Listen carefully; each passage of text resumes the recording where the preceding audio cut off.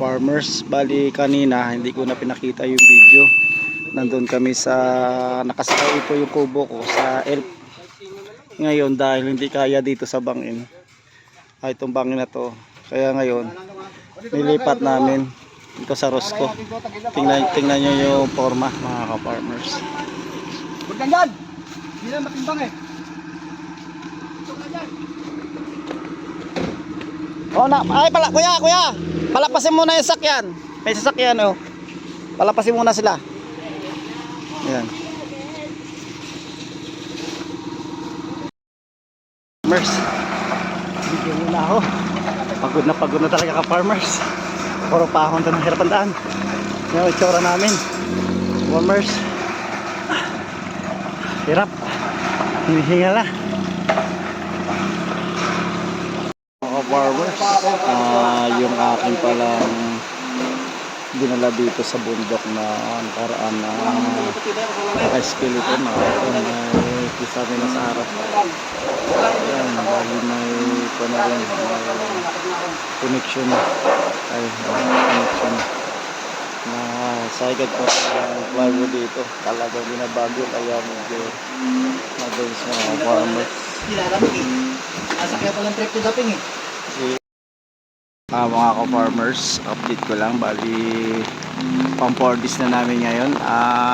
Yung dinlever namin nakaraan na skeleton, ito na siya tsura. Bali may flashing na rin siya pero hindi pa tapos. Tapos may gutter na rin ho yan. Tapos ito ay nalagyan na rin namin ng kaperasong kisame. Yan mga ka-farmers. Yan tapos ito may ko na rin siya. May mga set up na rin siya ng mga ilaw. Yan, dito na lang kayo ulit mga ka-farmers. Magandang gabi mga ka-farmers. Ito pauwi na kami. Sinakay na namin generator kasi walang kuryente. Ito pala yung status sa ginagawa namin. Yan, diniliver namin dito ng skeleton bali sa loob ng 1 week mahigit. Ito na yung tsura. Yan mga farmers.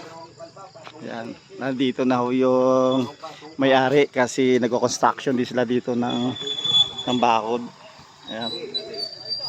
Yan mga ka-farmers, bali yan na status. Kompleto na yung amaka natin sa babaw. May mga konting i-retouch na lang to. Siguro itong week na to may kukuha ko na. Mag-hi mga ka-farmers. Ito yung aking kabayang Bisaya.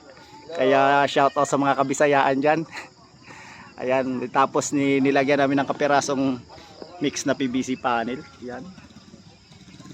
Nandito sila kasi sumasabay sila sa amin sa pag-construction ng kanilang bakod.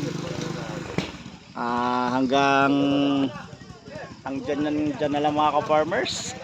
Magandang gabi. Salamat sa panonood. Paki-like, share, at subscribe. Magandang gabi.